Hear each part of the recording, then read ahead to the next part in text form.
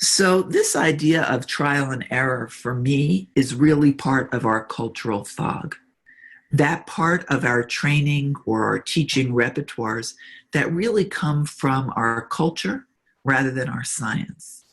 It's that if at first you don't succeed, try again kind of philosophy.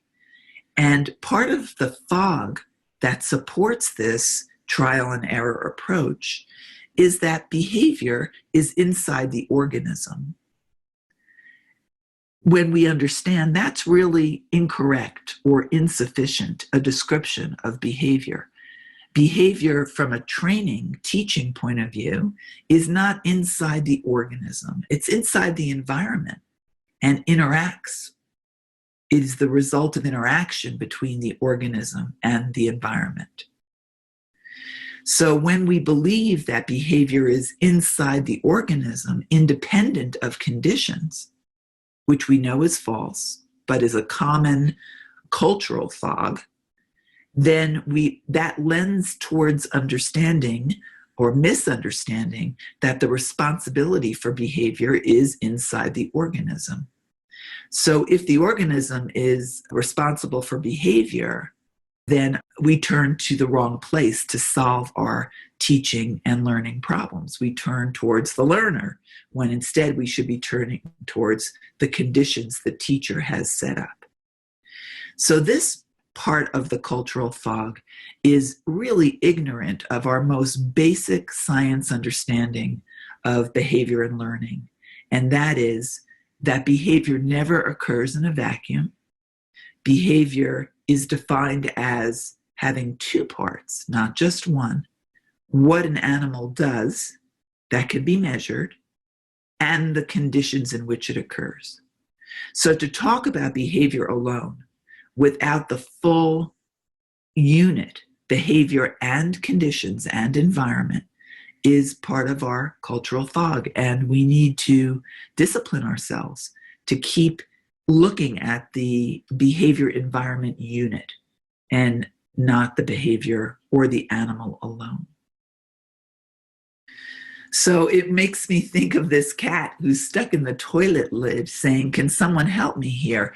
When I'm learning from trial and error approaches, having help from the teacher, the trainer, and the conditions, the setting, and the strategies would really expedite learning. It would make it faster, and it would make it more reinforcing, which would then be correlated with more positive emotions.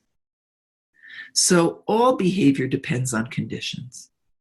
It's important to see the bigger picture before we dive into our training toolbox.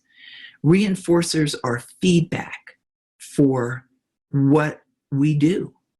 They tell us, do that again. And punishers are feedback that say, change what you do. Don't do it that way again. So you may have heard me say before that when we use the common terminology rewards, which I think is fine when we're working with our clients, but even with lay people, I start to shape that terminology from rewards to reinforcers, because rewards make us feel good, bonuses, accolades, attention, but they may or may not strengthen particular behavior. And very often rewards in the general terminology don't strengthen behavior because they come too late. There isn't good contiguity or immediacy between the behavior and the reward. For example, the bonus, at the end of the year for having been a good employee all year long is not a reinforcer. It's not reinforcing any particular behaviors, although it makes us happy and feel good to work in that organization.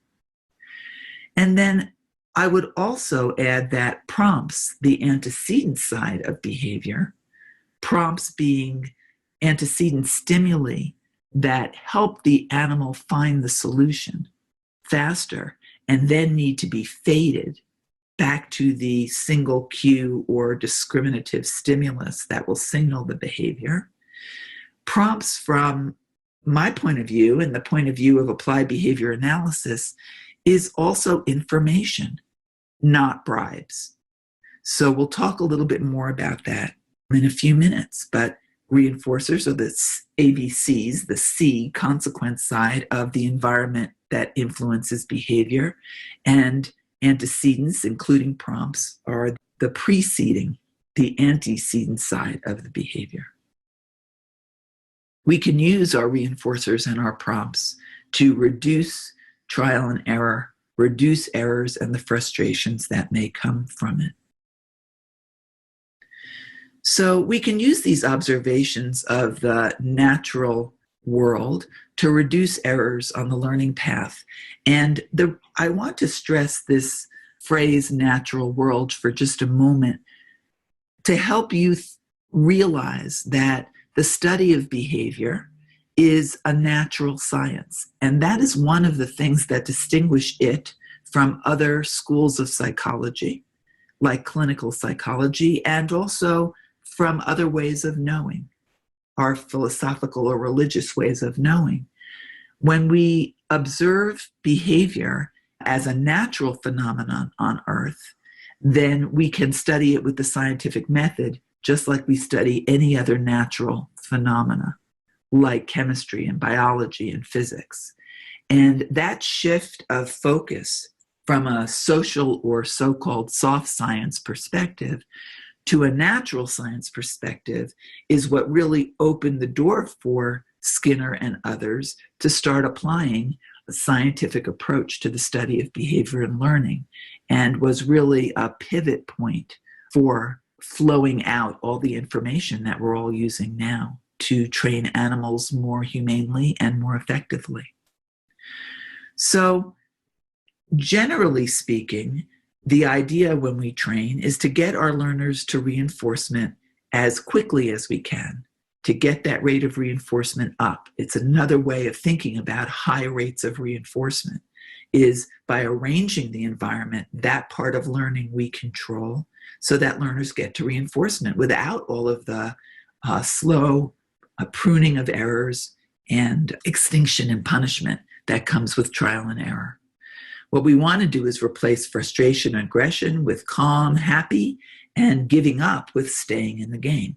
And in the last 20 years, we all as a community have really contributed enormously to that toolbox to meet that goal.